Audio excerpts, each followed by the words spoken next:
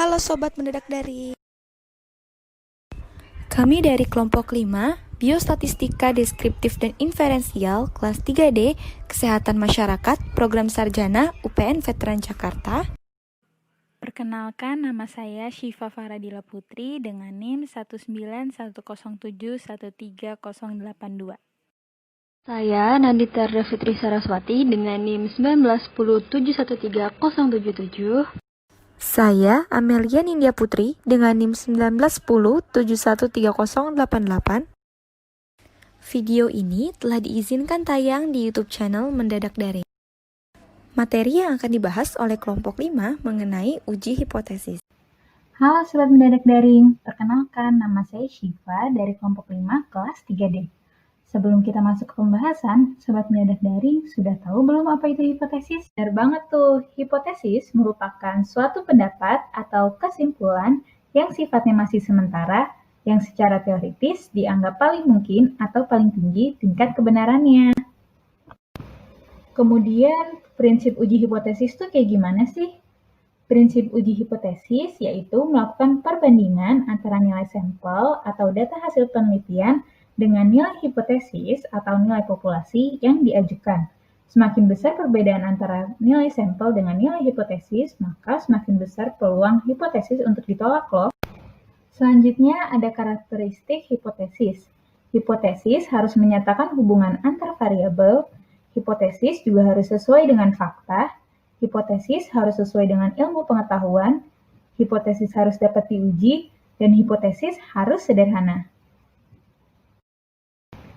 Nah, Sobat Mendadak Daring, setelah mengetahui karakteristik dari hipotesis, selanjutnya ada jenis-jenis hipotesis loh. Hipotesis terbagi menjadi dua, ada hipotesis nol dan juga hipotesis alternatif. Yang pertama itu ada hipotesis nol. Hipotesis nol menyatakan tidak adanya perbedaan, hubungan, atau pengaruh antara variabel yang satu dengan variabel yang lain, di mana hipotesis nol dinyatakan dalam persamaan yang selalu ditandai dengan tanda sama dengan.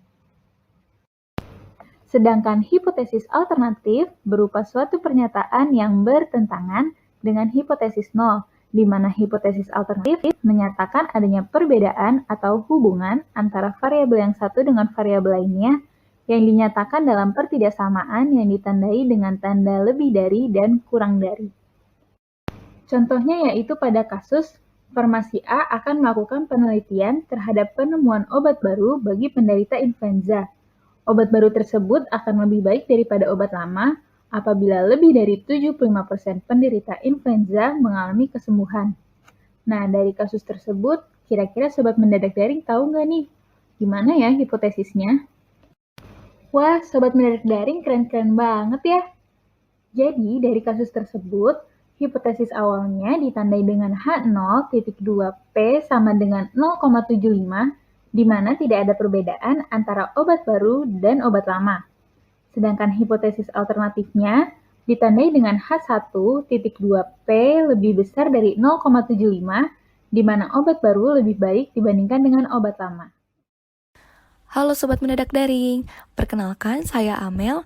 Jadi setelah kita mempelajari tentang pengertian, karakteristik, dan lain-lain, di sini kita akan membahas mengenai arah uji hipotesis.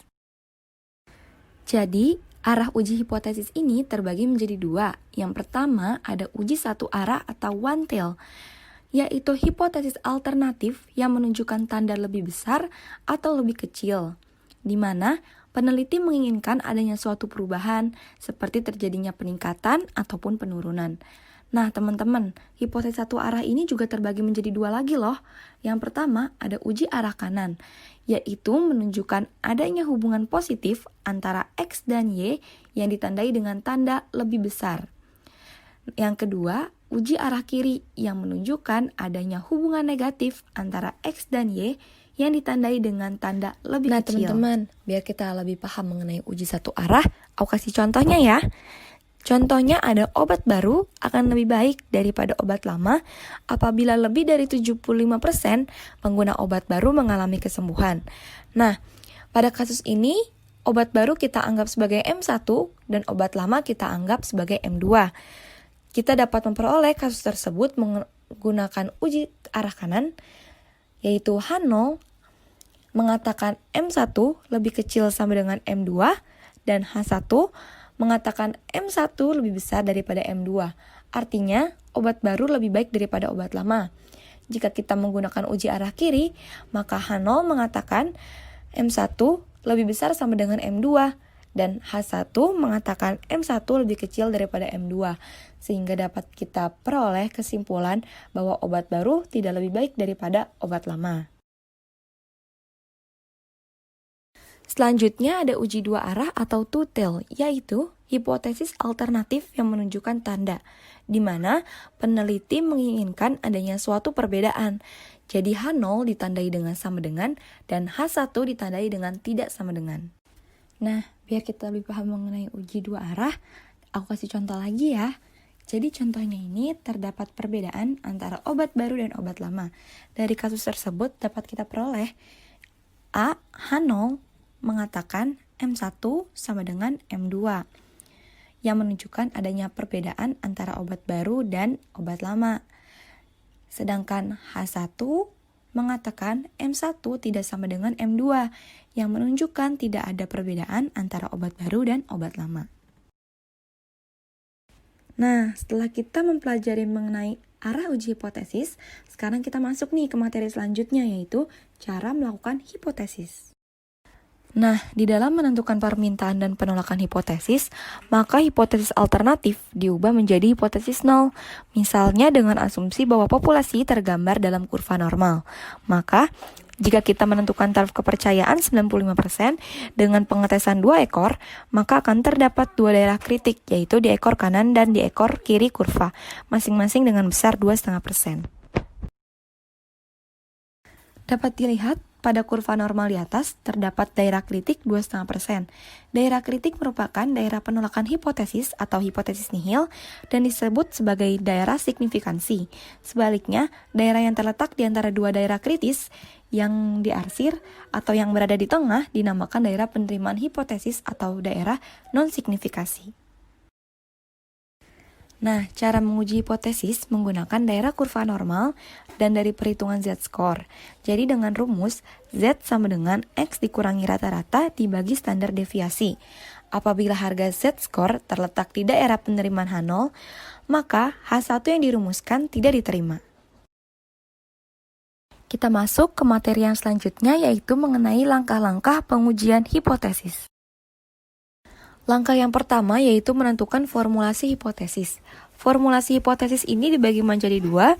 Yang pertama hipotesis nol atau hipotesis nihil, yaitu hipotesis yang dirumuskan sebagai suatu pernyataan yang akan diuji. Contoh, μ1 sama dengan μ2, artinya tidak ada perbedaan kadar kolesterol antara kelompok yang suka makan kambing dan tidak suka makan kambing. Yang kedua ada hipotesis alternatif atau hipotesis tandingan, yaitu hipotesis yang dirumuskan sebagai lawan atau tandingan dari hipotesis nol. Contohnya, HA μ1 lebih besar daripada μ2, artinya kadar kolesterol darah kelompok yang tidak suka makan kambing lebih tinggi daripada kadar kolesterol darah kelompok yang suka makan kambing. Langkah yang kedua yaitu menentukan taraf nyata. Taraf nyata adalah besarnya batas toleransi dalam menerima kesalahan hasil hipotesis terhadap nilai parameter populasinya. Taraf nyata ini dilambangkan dengan alfa, di mana semakin tinggi taraf nyata yang digunakan, maka semakin tinggi pula penolakan hipotesis nol atau hipotesis yang diuji. Padahal, hipotesis nol ini benar. Nah, besarnya nilai alfa ini bergantung pada keberanian yang membuat keputusan. Dalam hal ini, berapa besarnya kesalahan yang akan ditolerir. Besarnya kesalahan tersebut disebut sebagai daerah kritis pengujian atau daerah penolakan. Langkah yang ketiga yaitu menentukan kriteria pengujian. Kriteria pengujian adalah bentuk pembuatan keputusan dalam menerima atau menolak hipotesis nol dengan cara membandingkan nilai alfa tabel distribusinya atau nilai kritis dengan nilai uji statistiknya sesuai dengan bentuk pengujiannya. Kriteria pengujian ini terdapat dua pendekatan, yang pertama pendekatan klasik dan yang kedua pendekatan probabilistik.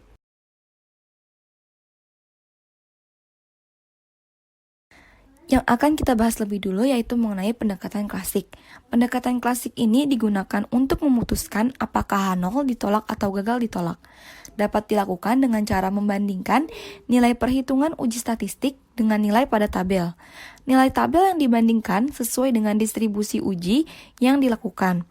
Besarnya nilai tabel tergantung dari nilai alfa yang digunakan dan juga tergantung dari apakah uji yang kita lakukan uji satu arah atau uji dua arah. Jika kita menggunakan uji dua arah, maka rumusan hipotesisnya H0 sama dengan mu1 sama dengan mu2 dan H1 sama dengan mu1 tidak sama dengan mu2. Jika kita menggunakan uji satu arah, maka rumusan hipotesis H0 yaitu mu1 sama dengan mu2 dan H1 mu1 lebih kecil daripada mu2 atau mu1 lebih besar daripada mu2. Yang kedua ada pendekatan probabilistik, yaitu dengan nilai P kita dapat menggunakannya untuk mengambil keputusan uji statistik dengan cara membandingkan nilai P dengan nilai alfa dengan ketentuan sebagai berikut. Jika nilai P lebih kecil sama dengan nilai A, maka keputusannya adalah H0 ditolak atau gagal diterima. Namun, jika P lebih besar daripada nilai alfa, maka keputusannya adalah H0 gagal ditolak atau diterima. Langkah yang keempat yaitu menentukan nilai uji statistik. Uji statistik merupakan perhitungan untuk menduga parameter data sampel yang diambil secara random dari sebuah populasi. Dalam menentukan nilai uji statistik ini terdapat 4 komponen. Yang pertama jenis data, apakah data hitung, termasuk skala normal atau ordinal, ataukah data ukur, termasuk skala interval atau rasio. Yang kedua ada bentuk hipotesis, apakah termasuk deskriptif, satu variabel, komparatif 2 sampel atau lebih dari 2 sampel, dan asosiatif atau adanya hubungan. Yang ketiga, jika data yang diuji merupakan data 2 atau lebih dari 2 sampel, apakah keduanya saling berhubungan atau tidak saling berhubungan. Dan yang keempat, jumlah sampel. Apakah jumlah sampel kecil kurang dari 30 atau besar lebih dari sama dengan 30. Langkah terakhir yaitu pembuatan kesimpulan. Pembuatan kesimpulan merupakan penetapan keputusan dalam hal penerimaan atau penolakan hipotesis nol sesuai dengan kriteria pengujiannya. Dalam pembuatan kesimpulan terbagi menjadi 2 jenis. Yang pertama kesimpulan statistik, yaitu keputusan apakah kita menolak hipotesis nol atau gagal menolak hipotesis nol. Dan yang kedua adalah kesimpulan logis, yaitu rumusan hipotesis sesuai dengan tujuan penelitiannya.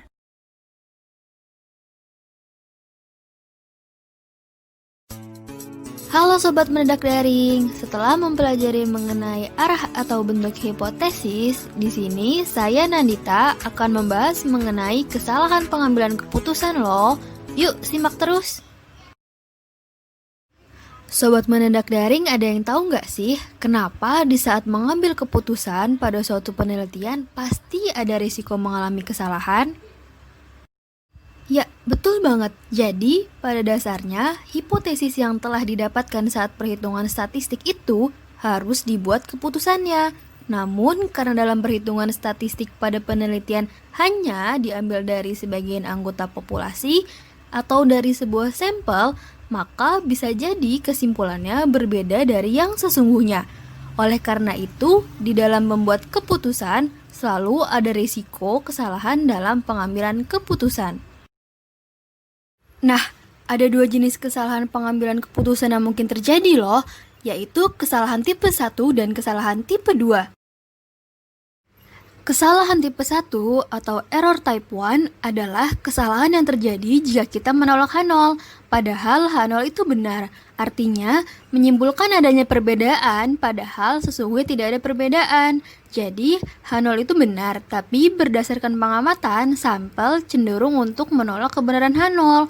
Keputusan menolak H0 yang benar itu adalah yang dinamakan keputusan yang salah. Peluang kesalahan tipe 1 adalah alfa, atau sering disebut dengan tingkat signifikansi atau significant level. Sebaliknya, peluang untuk tidak membuat kesalahan tipe 1 adalah sebesar 1 min alfa yang disebut dengan tingkat kepercayaan atau confidence level. Mengapa dilambangkan dengan alfa? Ingat, ketika mempelajari mengenai estimasi, alfa disebut dengan risiko salah pertama. Apa itu salah pertama? Yaitu kesalahan akibat menolak H0 yang sesungguhnya benar. Sedangkan kesalahan tipe 2 merupakan kesalahan tidak menolak H0. Padahal sesungguhnya H0 salah, artinya menyimpulkan tidak ada perbedaan padahal sesungguhnya ada perbedaan.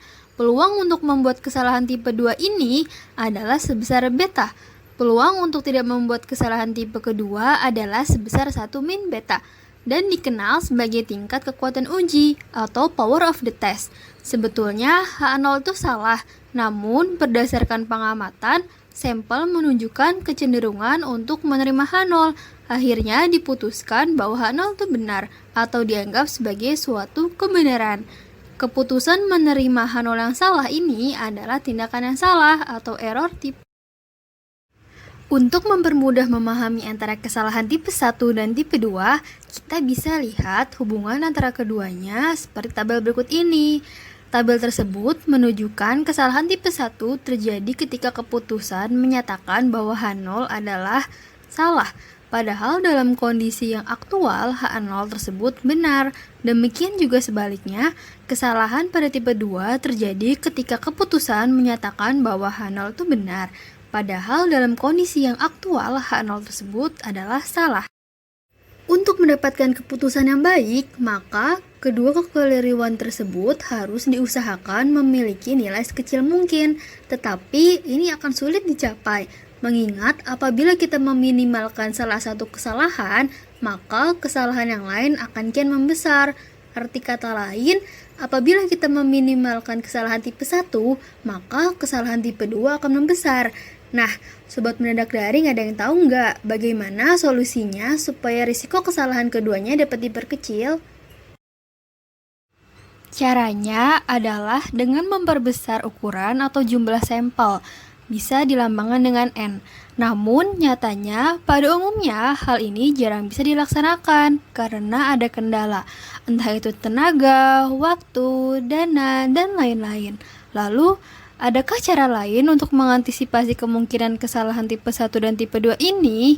Ada, yaitu dengan cara menentukan power of test atau nilai beta yang dipakai antara lain untuk menentukan besarnya ukuran sampel dan mengurangi kesalahan tipe 1 dengan cara menentukan significant level atau nilai alfa pada tes hipotesis yang akan dilakukan. Dari tadi kita sudah membahas mengenai alfa. Nah, Sobat Mendadak Daring, tahu nggak apa perbedaan antara significant level dan level of confidence atau alfa? Level of confidence adalah tingkat kepercayaan pada suatu penelitian, sedangkan significant level atau alfa adalah tingkat kesalahan yang dipilih oleh peneliti. Namun, pada umumnya, nilai alfa yang sering dipakai pada tes hipotesis adalah alfa sama dengan 1%, 5%, dan 10%, atau dengan level of confidence sebesar 90%, 95%, dan 99%. Nilai-nilai tersebut berbeda pada setiap bidang akademi. Untuk bidang kedokteran dan farmasi, significant level yang diambil adalah sebesar 1% atau 0,01, sedangkan untuk kesehatan masyarakat ialah sebesar 0,05 atau 5%, dan bidang sosial sebesar 0,1 atau 10%. Untuk bidang kesehatan, tingkat kesalahan harus kecil, supaya meminimalisir kesalahan keputusan yang diambil, karena bidang tersebut secara langsung berhubungan dengan nyawa manusia.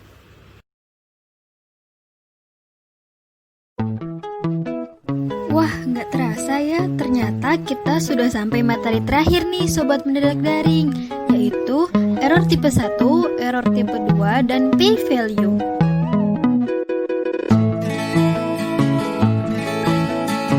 Sedikit mereview materi sebelumnya. Untuk dapat lebih bisa memahami apa sih perbedaan error tipe 1 dan error tipe 2, saya memiliki salah satu contoh ilustrasi. Ilustrasinya adalah saya dan Santi baru saja berkenalan. Keesokannya, Santi mengajak saya untuk bermain ke rumahnya. Dalam ilustrasi tersebut akan didapatkan dua hipotesis, yaitu H0 berupa Santi senang kepada saya, dan H1-nya yang berseberangan yaitu Santi tidak senang kepada saya. Untuk menentukan hipotesis mana yang benar, maka dibutuhkan suatu survei statistik. Ketika melakukan survei statistik berupa mengunjungi rumah Santi, ternyata ia tidak bersedia bertemu. Dengan sikap Santi yang seperti itu, maka saya dapat memutuskan bahwa ia tidak senang kepada saya. Padahal kenyataannya belum tentu. Dengan ketidakbersediaan Santi bertemu dengan saya, menunjukkan bahwa Santi tidak suka dengan saya. Apabila ketika saya berkunjung ke rumah Santi dan Santi menerima kedatangan saya, serta menyambutnya dengan senang, saya akan menyatakan bahwa Santi senang kepada saya. Padahal kenyataannya belum tentu. Dengan sikap ramah Santi menerima saya bertemu menunjukkan bahwa Santi senang dengan saya. Nah, sebelum mengakhiri materi uji hipotesis hari ini, Sobat Mendadak Daring ada yang tahu nggak apa itu p-value?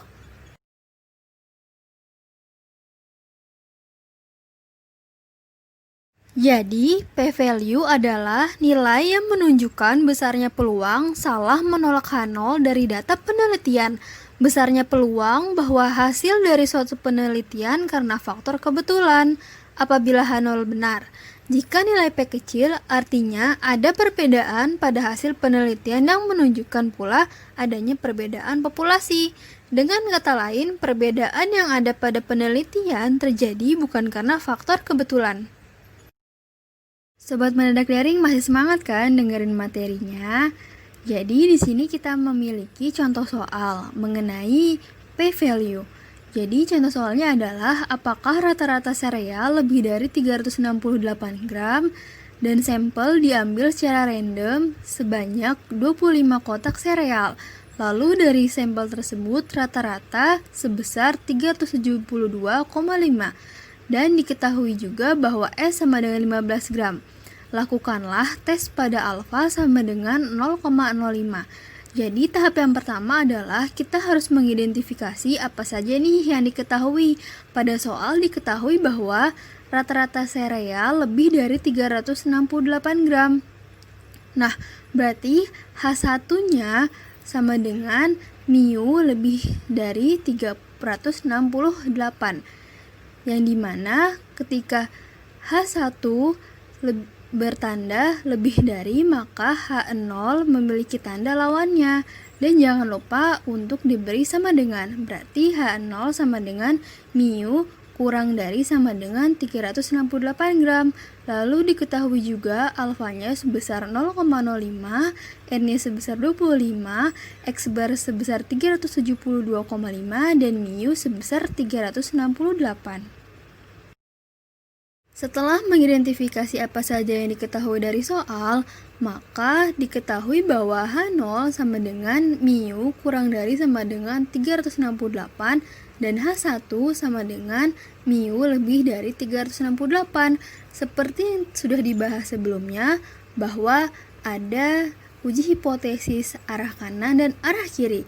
Dengan identifikasi yang telah kita ketahui, maka soal ini akan menggunakan uji hipotesis satu arah kanan. Kemudian karena nilai alfa sama dengan 0,05, maka titik puncaknya sebesar 0,95. Karena diketahui nilai alfa sama dengan 0,05, maka nilai kritis kurvanya sebesar 1,645. Nilai 1,645 berasal dari mana sih? Jadi, nilai 1,645 bisa diartikan sebagai Z alpha, seperti yang tertera pada tabel significant level berikut. Sehingga, kita dapat mengetahui bahwa nilai kritis dari kurva tersebut adalah 1,645 dengan alfa sebesar 0,05. Tahap selanjutnya adalah kita harus melakukan tes statistik untuk mengetahui nilai Z hitung. Rumus Z hitung sama dengan X bar min mu per to per akar N. Ketika telah dimasukkan nilai-nilai yang telah kita identifikasi sebelumnya, akan didapatkan hasil sebesar 1,5. Dengan mengetahui nilai ZA dan Z hitung, sebenarnya kita sudah dapat mengetahui H0. Dan kita dapat mengetahui H0 apakah dapat ditolak atau tidak dapat ditolak. Pada kurva ini diketahui bahwa nilai Z alfa sebesar 1,645, sedangkan nilai Z hitung sebesar 1,5, yang berarti memiliki arti bahwa Z hitung kurang dari Z alfa, sehingga keputusannya adalah tidak dapat menolak H0. Tahap selanjutnya adalah menghitung p-value.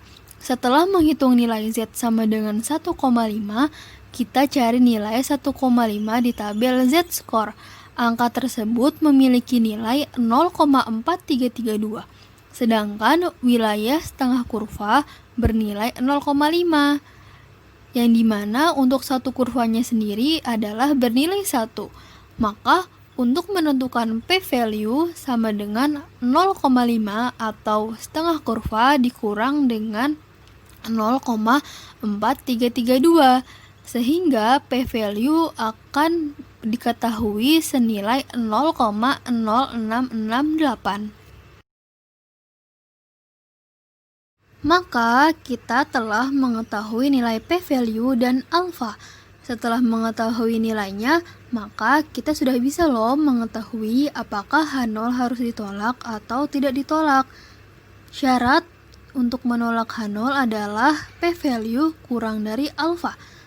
Sedangkan tidak menolak H0 dengan syarat p-value lebih dari alfa. Untuk soal berikut, kita ketahui bahwa p-value sama dengan 0,0668 dan alfa sama dengan 0,05, maka kita ketahui bahwa p-value lebih besar daripada alfa, yang berarti tidak menolak H0. Dan perhitungan tersebut sama dengan perhitungan Z hitung dan Z alfa sebelumnya.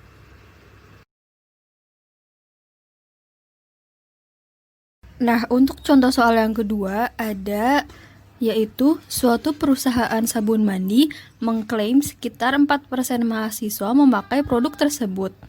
Untuk mengetes, diambil sampel random dari 500 mahasiswa dan diperoleh 25 mahasiswa memakai sabun tersebut dengan alfa sama dengan 0,05.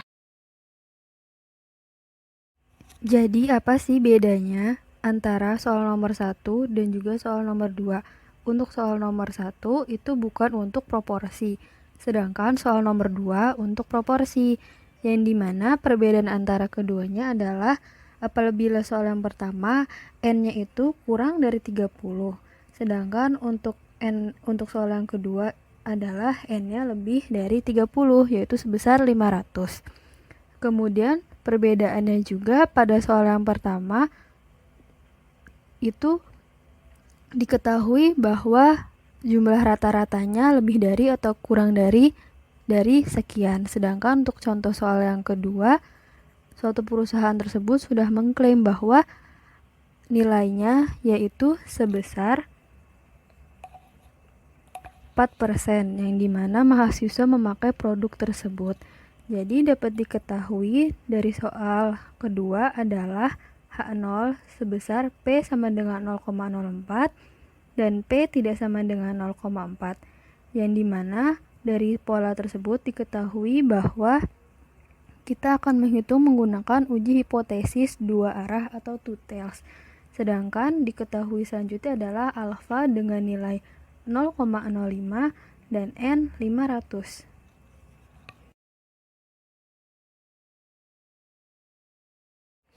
Setelah mengetahui kita menghitung menggunakan uji hipotesis apa, yaitu uji hipotesis dua arah, kita menghitung tes statistiknya, yaitu dengan rumus Z sama dengan PS min P dibagi akar P dikali 1 min P per N, yang dimana ketika telah kita hitung akan menghasilkan sejumlah 1,14. Sebelum berlanjut ke perhitungan selanjutnya, alasan mengapa pada contoh soal ini menggunakan kurva dua arah karena pada H1 diketahui P tidak sama dengan 0,4, yang berarti tidak sama dengan bisa lebih dari atau kurang dari. Dan di sini diketahui alfa sama dengan 0,05, Karena uji hipotesis kita 2 arah, maka 0,05 dibagi menjadi 2 bagian, yaitu 0,025 untuk sisi kanan dan 0,025 untuk sisi kiri. Selanjutnya, sedangkan untuk nilai setengah kurva adalah 0,5, maka nilai daerah yang tidak diarsir adalah 0,5 dikurang 0,025 yang menghasilkan 0,475. Selanjutnya kita cari pada tabel Z-score nilai 0,475. Pada tabel Z-score tertera nilai 0,475 adalah 1,96. Selanjutnya kita masukkan nilai Z proporsi yang telah dihitung tadi, yaitu 1,14 ke dalam kurva. Yang dimana ketika nilai dari Z proporsi itu masuk ke dalam daerah arsir, maka kita harus menolak uji kesimpulannya atau menolak klaimnya. Sedangkan apabila nilai Z proporsi hitung yang sudah kita hitung itu berada di daerah yang tidak diarsir, maka kita harus menerima keputusannya. Pada contoh soal ini, keputusannya adalah H0 gatol pada alfa sama dengan 0,05 yang memiliki kesimpulan bahwa tidak ada bukti menolak klaim 4% respon. Yang berarti kita dapat menerima klaim sebesar 4% dari perusahaan tadi.